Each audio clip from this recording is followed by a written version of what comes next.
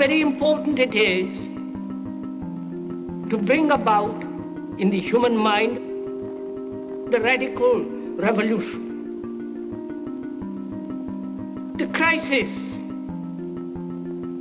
is a crisis in consciousness, a crisis that cannot anymore accept the old norms, the old patterns, the ancient traditions. And considering what the world is now, with all their misery, conflict, destructive brutality, aggression, and so on, man is still as he was. He's still brutal, violent, aggressive, acquisitive, competitive, and he has built a society along these lines.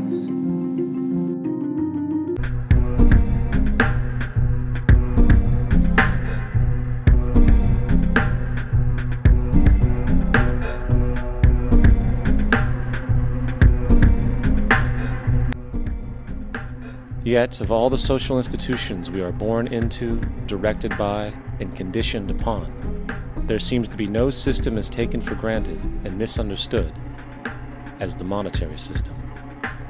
Taking on nearly religious proportions, the established monetary institution exists as one of the most unquestioned forms of faith there is. How money is created, the policies by which it is governed, and how it truly affects society are unregistered interests of the great majority of the population.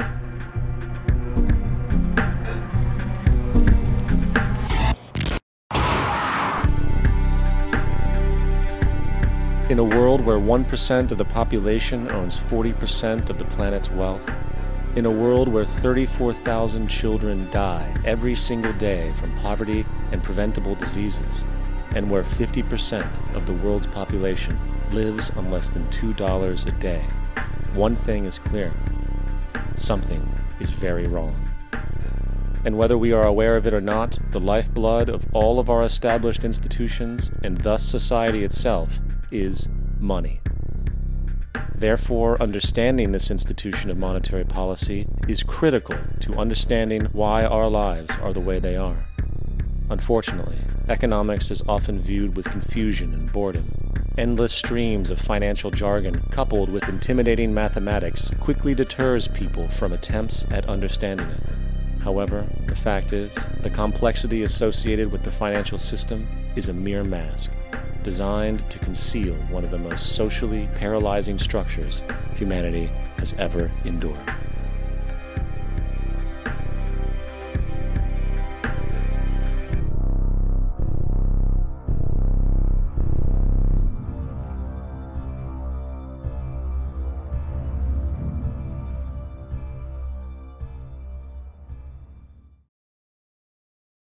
A number of years ago, the Central Bank of the United States, the Federal Reserve, produced a document entitled Modern Money Mechanics.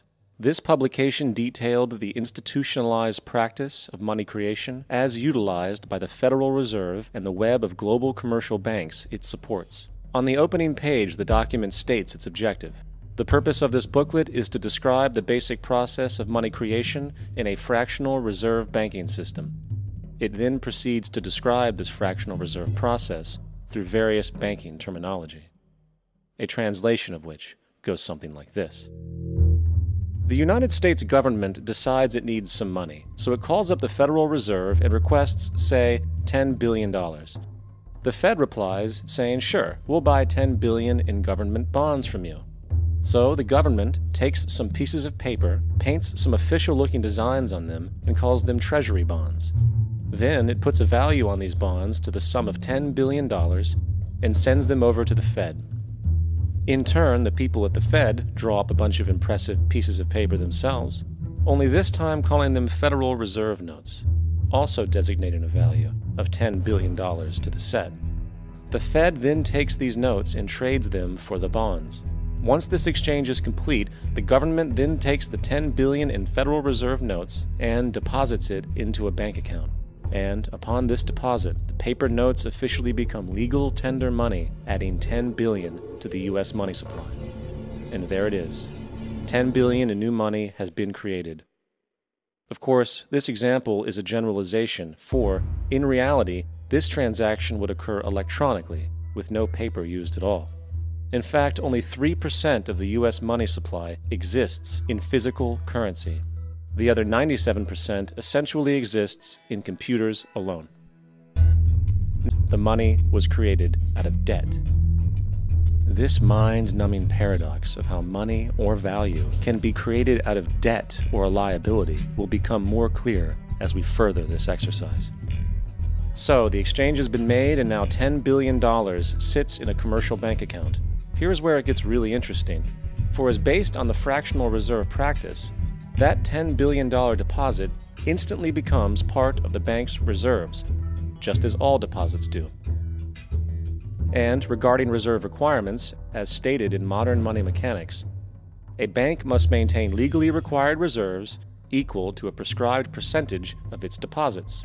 It then quantifies this by stating, under current regulations, the reserve requirement against most transaction accounts is 10%.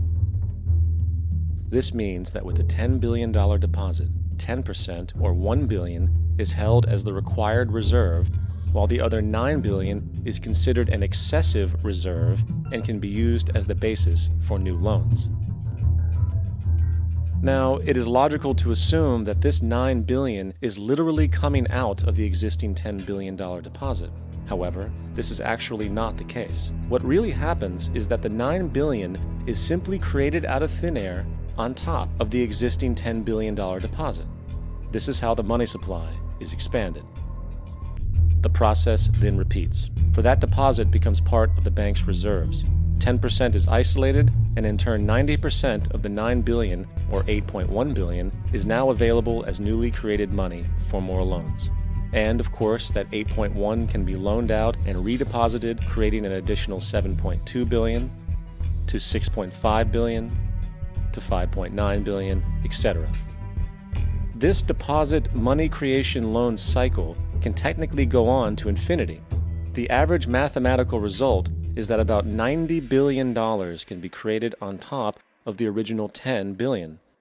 In other words, for every deposit that ever occurs in the banking system, about 9 times that amount can be created out of thin air. Money jitters. Ask the obliging Bank of America for a jar of soothing instant money, M-O-N-E-Y, in the form of a convenient personal loan. This is generally referred to as inflation, and inflation is essentially a hidden tax on the public. What is the advice that you generally get? And that is inflate the currency. They don't say debase the currency. They don't say devalue the currency. They don't say cheat the people who are saved. They say lower the interest rates. The real deception is when we distort the value of money. When we create money out of thin air, we have no savings, and yet there's so-called capital. So my question boils down to this: how in the world can we expect to solve the problems of inflation, that is, the increase in the supply of money, with more inflation? Of course, it can't. The fractional reserve system of monetary expansion is inherently inflationary, for the act of expanding the money supply without there being a proportional expansion of goods and services in the economy will always debase a currency.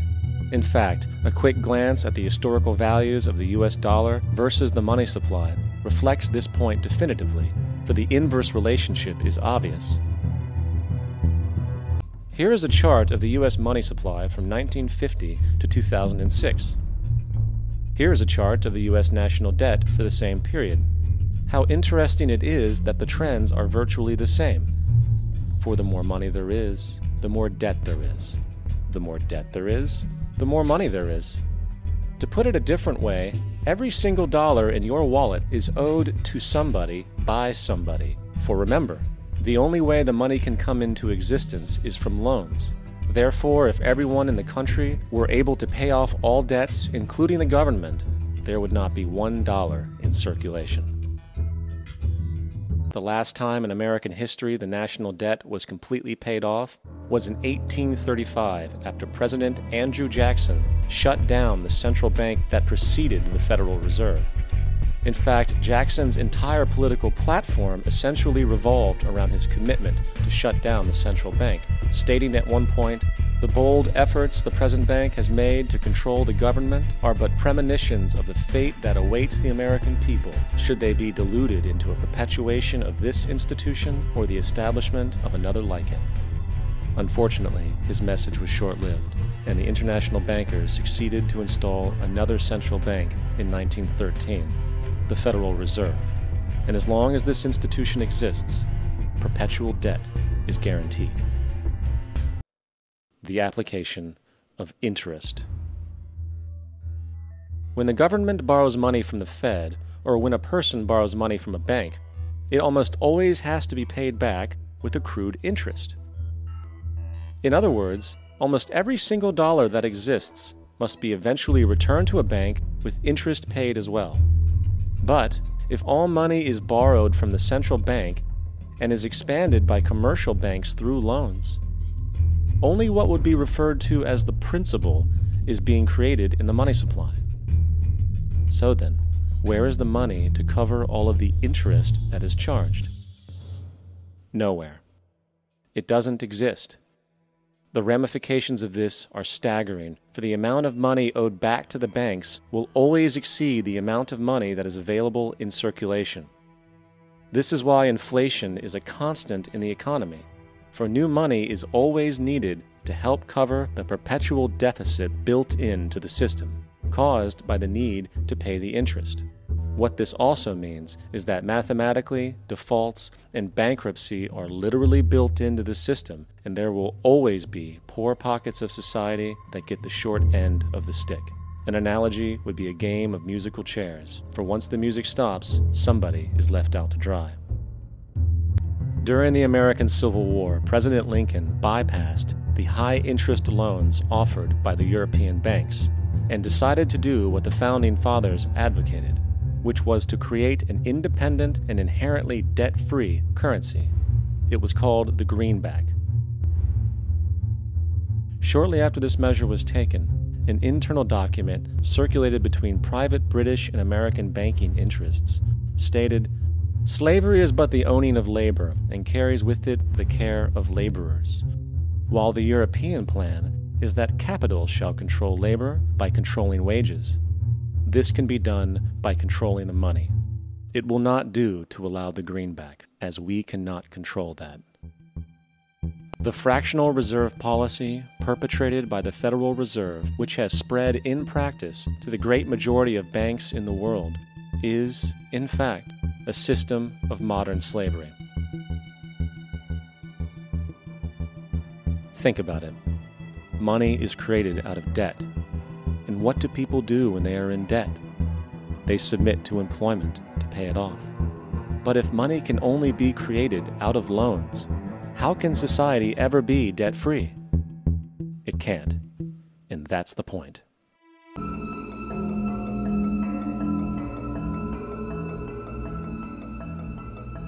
We economic hitmen really have been the ones responsible for creating this first truly global empire. And we work many different ways.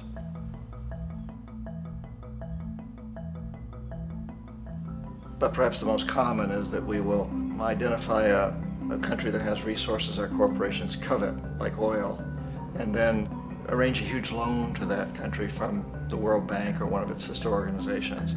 But the money never actually goes to the country. Instead, it goes to our big corporations to build infrastructure projects in that country, power plants, industrial parks, ports, things that benefit a few rich people in that country, in addition to our corporations, but really don't help the majority of the people at all. However, those people, the whole country is left holding a huge debt. It's such a big debt they can't repay it, and that's part of the plan, that they can't repay it. And so at some point, we economic hitmen go back to them and say, listen, you owe us a lot of money, can't pay your debt, so sell your oil real cheap to our oil companies. Allow us to build a military base in your country, or send troops in support of ours to someplace in the world like Iraq, or vote with us on the next UN vote. to have their electric utility company privatized and their water and sewage system privatized and sold to U.S. corporations or other multinational corporations. So there was that whole mushrooming thing, and it's so typical of the way the IMF and the World Bank work, that you put a country in debt, it's such a big debt it can't pay it, and then you offer to refinance that debt and pay even more interest.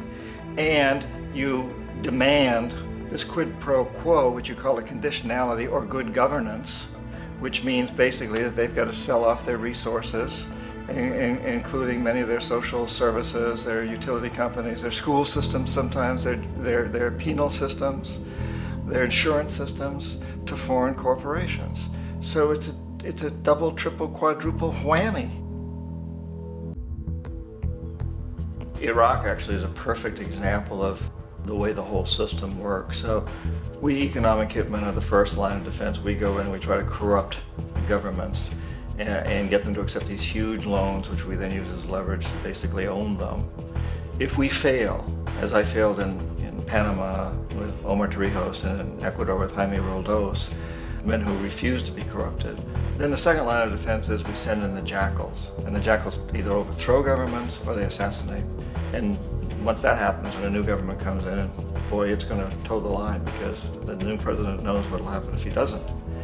In the case of Iraq, both of those things failed. Economic hitmen were not able to get through to Saddam Hussein. We tried very hard. We tried to get him to accept a deal very similar to what the House of Saud had accepted in Saudi Arabia, but he wouldn't accept it. And so the jackals went in to take him out. They couldn't do it. His security was very good. After all, he had one time worked for the CIA. He'd been hired to assassinate a former president of Iraq and failed, but he knew the system. So in '91, we send in the troops and we take out the Iraqi military. So we assume at that point that Saddam Hussein is going to come around. We could have taken him out, of course, at that time, but we didn't want to. He's the kind of strong man we like. He controls his people. We thought he could control the Kurds and keep the Iranians in their border and keep pumping oil for us. And then once we took out his military, now he's going to come around. So the economic hitmen go back in the 90s without success. If they'd had success, he'd still be running the country. We'd be selling him all the fighter jets he wants and everything else he wants. But they couldn't, they didn't have success. The jackals couldn't take him out again, so we sent the military in once again, and this time we did the complete job and took him out, and in the process created for ourselves some very, very lucrative construction deals. We had to reconstruct a country that we'd essentially destroyed, which is a pretty good deal if you own construction companies, big ones. The corporatocracy is this group of individuals who run our biggest corporations, and they really act as the emperor of this empire. They control our media, either through direct ownership or advertising. They control most of our politicians because they finance their campaigns, either through their corporations or through personal contributions that come out of the corporations. They're not elected, they don't serve a limited term, they don't report to anybody. And at the very top of the corporatocracy, you really can't tell whether a person's working for a private corporation or the government, because they're always moving back and forth. So, you've got a guy who one moment is the president of a big construction company like Halliburton, and the next moment he's vice president of the United States, or the president who is in the oil business. And this is true whether you've got Democrats or Republicans in the office. You have them moving back and forth through the revolving door. And in a way, our government is invisible a lot of the time, and its policies are carried out by our corporations on one level or another.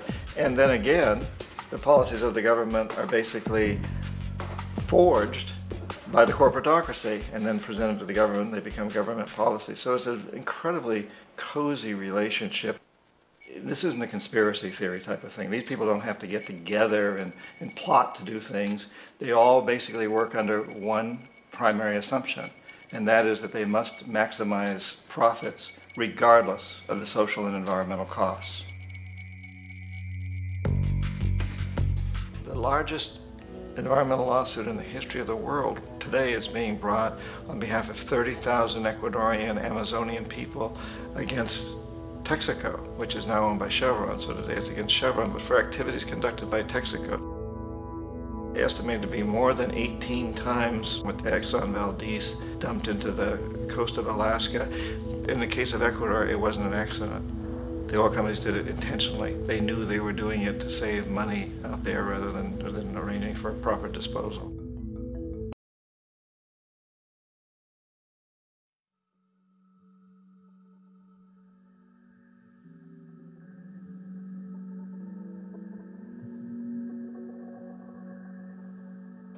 My name is Jock Fresco. I'm an industrial designer and a social engineer. I'm very much interested in society, in developing a system that might be sustainable for all people. How a competition-based economy invariably leads to strategic corruption, power and wealth consolidation, social stratification, technological paralysis, labor abuse, and ultimately, a covert form of government dictatorship by the rich elite. Internal documents show that after this company positively, absolutely knew that they had a medication that was infected with the AIDS virus, they took the product off the market in the U.S. and then they dumped it in France, Europe, Asia, and Latin America. The U.S. government allowed it to happen. The FDA allowed this to happen. And now the government is completely looking the other way. Thousands of innocent hemophiliacs have died from the AIDS virus. This company knew absolutely that it was infected with AIDS. They dumped it because they wanted to turn this disaster into a profit. And what is the fundamental mechanism that drives the profit system besides self-interest? What is it exactly that maintains that competitive edge at its core? Is it high efficiency and sustainability? No, that isn't part of their design. Nothing produced in our profit-based society is even remotely sustainable or efficient. If it was, there wouldn't be a multi-million-dollar-a-year service industry for automobiles, nor would the average lifespan for most electronics be less than 3 months before they're obsolete. Is it abundance? Absolutely not. Abundance, as based on the laws of supply and demand, is actually a negative thing. If a diamond company finds 10 times the usual amount of diamonds during their mining, it means the supply of diamonds has increased, which means the cost and profit per diamond drops. The fact is, efficiency, sustainability, and abundance are enemies of profit. To put it into a word, it is the mechanism of scarcity that increases profits. What does it mean for society when scarcity, either produced naturally or through manipulation, is a beneficial condition for industry? It means that sustainability and abundance will never ever occur in a profit system, for it simply goes against the very nature of the structure. Therefore, it is impossible to have a world without war or poverty. It is impossible to continually advance technology to its most efficient and productive states. And, most dramatically, it is impossible to expect human beings to behave in truly ethical or decent ways.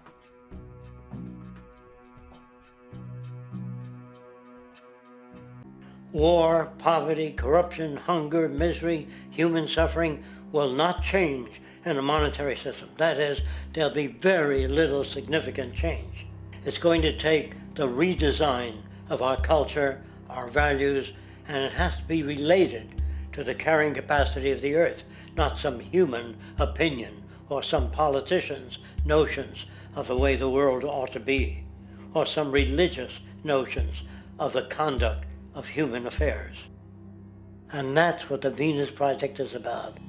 The society that we're about to talk about is a society that is free of all the old superstitions, incarceration, prisons, police, cruelty, and law. All laws will disappear, and the professions will disappear that are no longer valid, such as stockbrokers, bankers, advertising, gone forever, because it's no longer relevant. When we understand that it is technology devised by human ingenuity which frees humanity and increases our quality of life, we then realize that the most important focus we can have is on the intelligent management of the Earth's resources. For it is from these natural resources we gain the materials to continue our path of prosperity. Understanding this, we then see that money fundamentally exists as a barrier to these resources, for virtually everything has a financial cost. And why do we need money to obtain these resources? Because of real or assumed scarcity. We don't usually pay for air and tap water because it is in such high abundance, selling it would be pointless. So then, logically speaking, if resources and technologies applicable to creating everything in our societies, such as houses, cities, and transportation, were in high enough abundance, there would be no reason to sell anything. Likewise, if automation and machinery was so technologically advanced as to relieve human beings of labor, there would be no reason to have a job. And with these social aspects taken care of, there would be no reason to have money at all. So the ultimate question remains: do we on Earth have enough resources and technological understanding to create a society of such abundance that everything we have now could be available without a price tag and without the need for submission through employment? Yes, we do.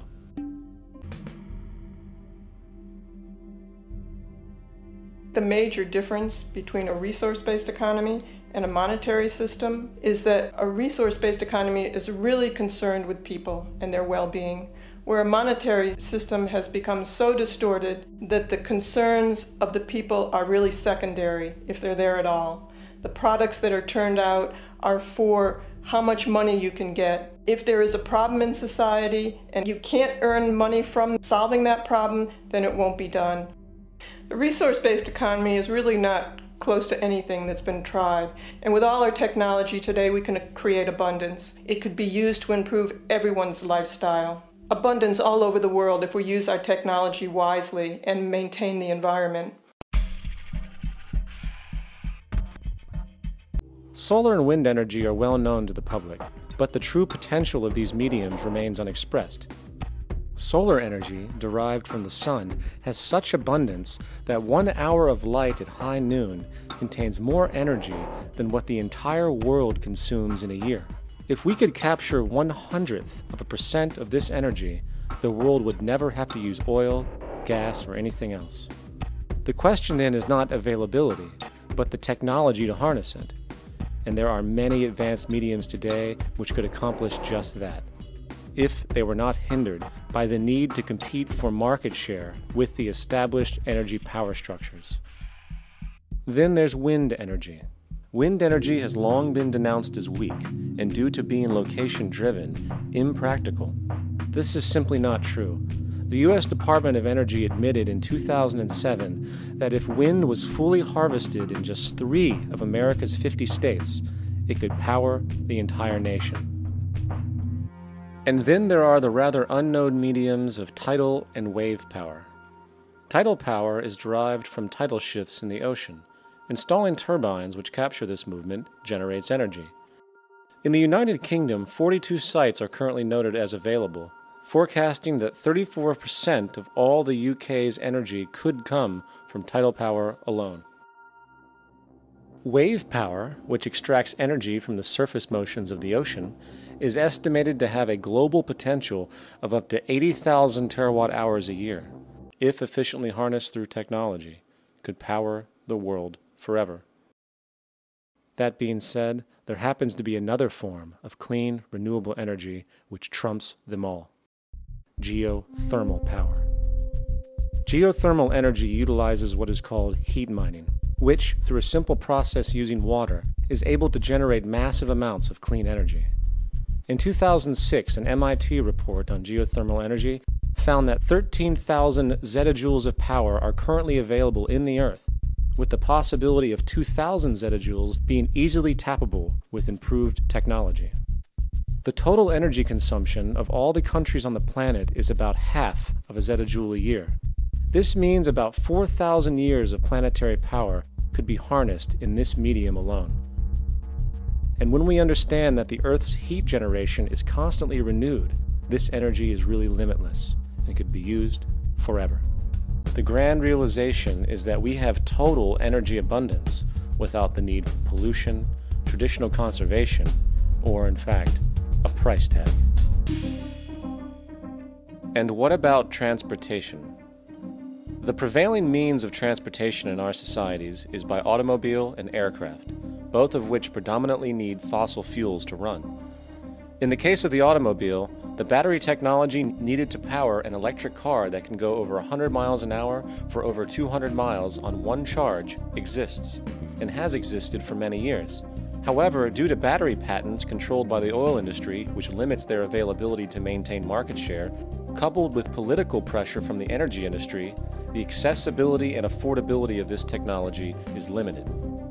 There is absolutely no reason other than pure, corrupt profit interest that every single vehicle in the world cannot be electric and utterly clean, with zero need for gasoline. As far as airplanes, it is time we realize that this means of travel is inefficient, cumbersome, slow, and causes far too much pollution. This is a maglev train. It uses magnets for propulsion.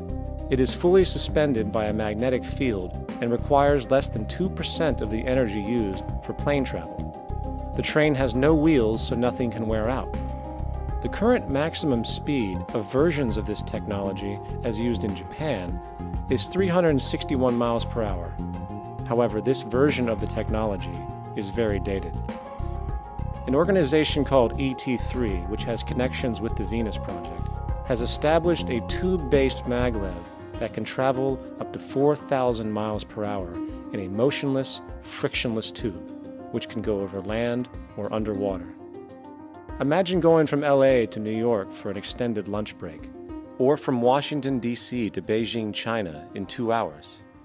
This is the future of continental and intercontinental travel, fast, clean, with only a fraction of the energy usage we use today for the same means. In fact, between maglev technology, advanced battery storage, and geothermal energy, there would be no reason to ever burn fossil fuels again. And we can do this now if we were not held back by the paralyzing profit structure. In the United States, the most privatized, capitalist country on the planet, it should come as no surprise that it also has the largest prison population in the world, growing every year. Statistically, most of these people are uneducated and come from poor, deprived societies. And, contrary to propaganda, it is this environmental conditioning which lures them into criminal and violent behavior. However, society looks the other way in regard to this point. The legal and prison systems are just more examples of how our society avoids examining the root causes of behavior. Billions are spent each year on prisons and police, while only a fraction is spent on programs for poverty, which is one of the most fundamental variables responsible for crime to begin with. And as long as we have an economic system which prefers and in fact creates scarcity and deprivation, crime will never go away. I think most of the education that I've seen today is essentially producing a person for a job. It's very specialized. They're not generalists. People don't know a lot about a lot of different subjects. I don't think you could get people to go to war if they knew a lot about a lot of things. I think education is mostly rote, and they're not taught how to solve problems. They're not given the tools emotionally or within their own field of how to do critical thinking. A resource-based economy, the education would be very different. Our society's major concern is mental development and to motivate each person to their highest potential. Because our philosophy is the smarter people are, the richer the world, because everybody becomes a contributor. Patriotism, weapons, armies, navies, all that is a sign that we're not civilized yet.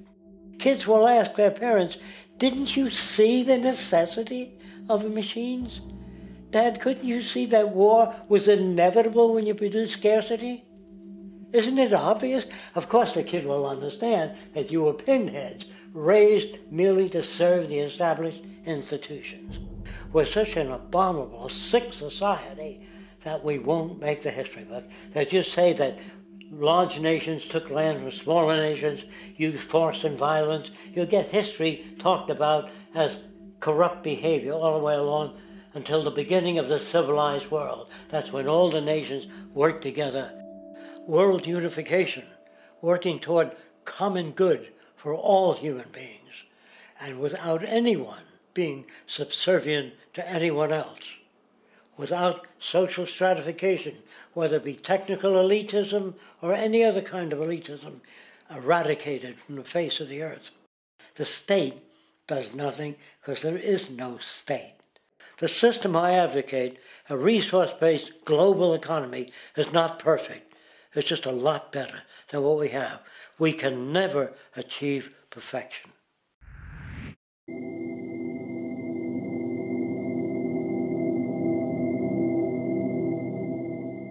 The social values of our society, which has manifested in perpetual warfare, corruption, oppressive laws, social stratification, irrelevant superstitions, environmental destruction, and a despotic, socially indifferent, profit-oriented ruling class, is fundamentally the result of a collective ignorance of two of the most basic insights humans can have about reality: the emergent and symbiotic aspects of natural law. The emergent nature of reality is that all systems, whether it is knowledge, society, technology, philosophy, or any other creation, will, when uninhibited, undergo fluid, perpetual change. What we consider commonplace today, such as modern communication and transportation, would have been unimaginable in ancient times. Likewise, the future will contain technologies, realizations, and social structures that we cannot even fathom in the present. Static, empirical knowledge does not exist. Rather, it is the insight of the emergence of all systems we must recognize.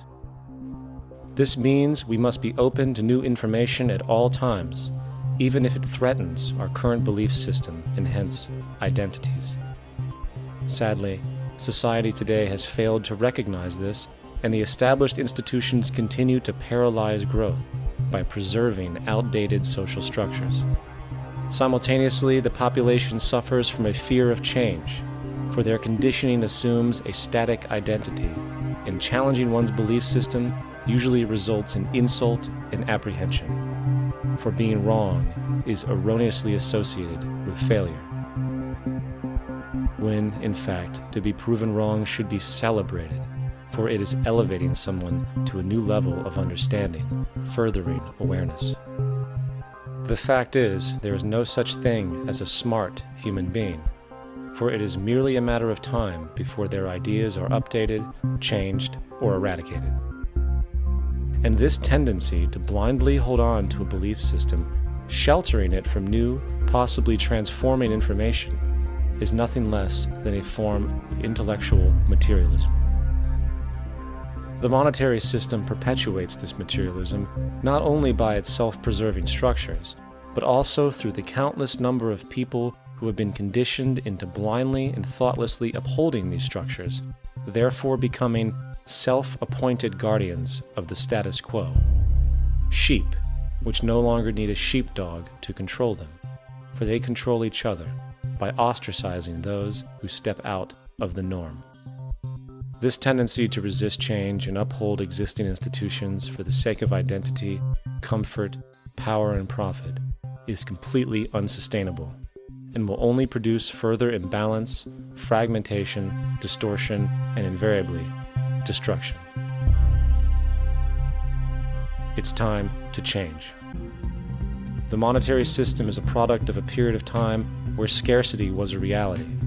Now, with the age of technology, it is no longer relevant to society. Gone with the aberrant behavior it manifests.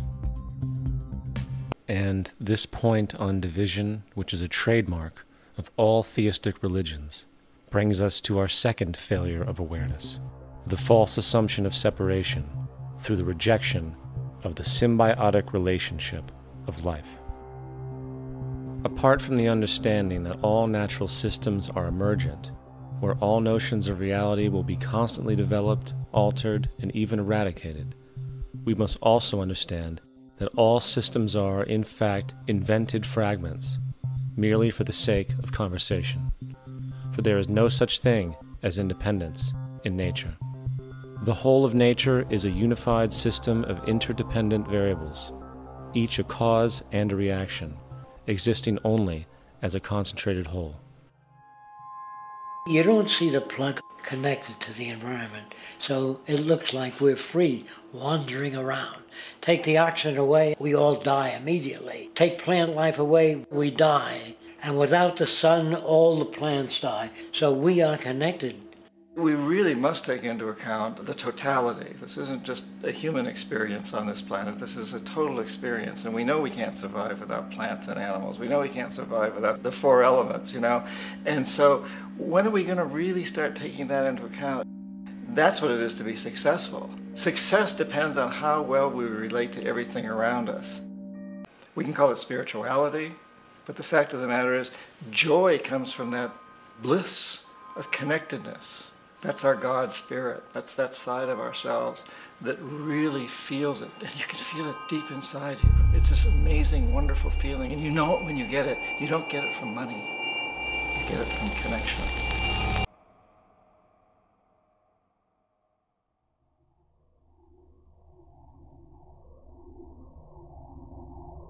Once we understand that the integrity of our personal existences are completely dependent on the integrity of everything else in our world, we have truly understood the meaning of unconditional love.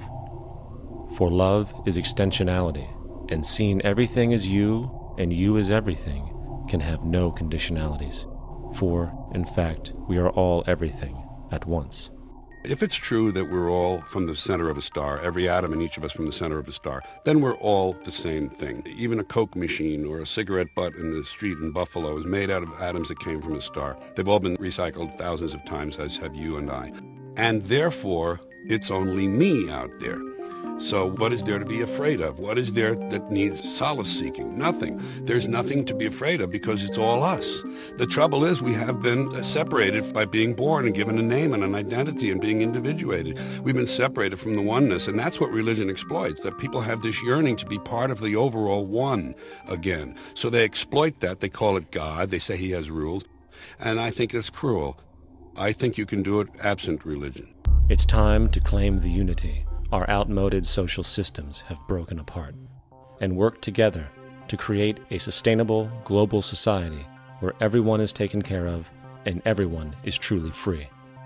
Your personal beliefs, whatever they may be, are meaningless when it comes to the necessities of life. Every human being is born naked, needing warmth, food, water, shelter. Everything else is auxiliary. Therefore, the most important issue at hand is the intelligent management of the Earth's resources.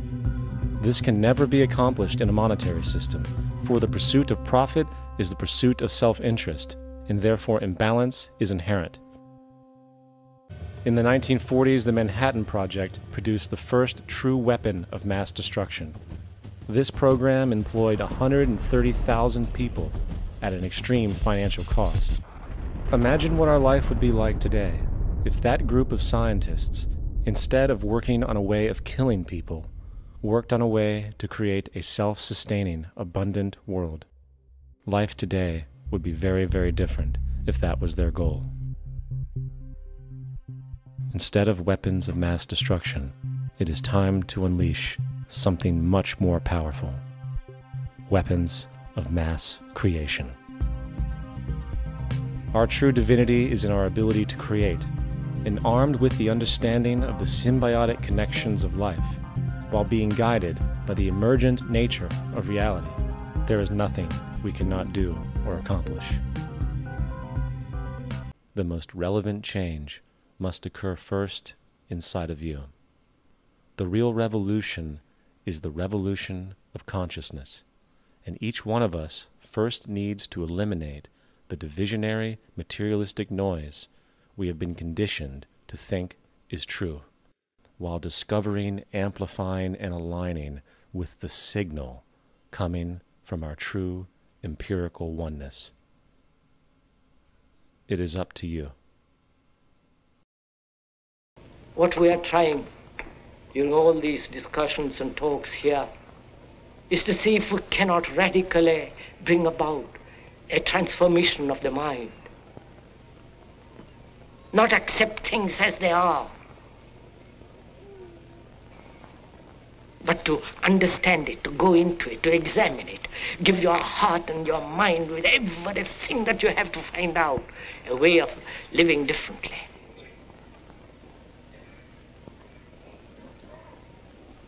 But that depends on you and not somebody else.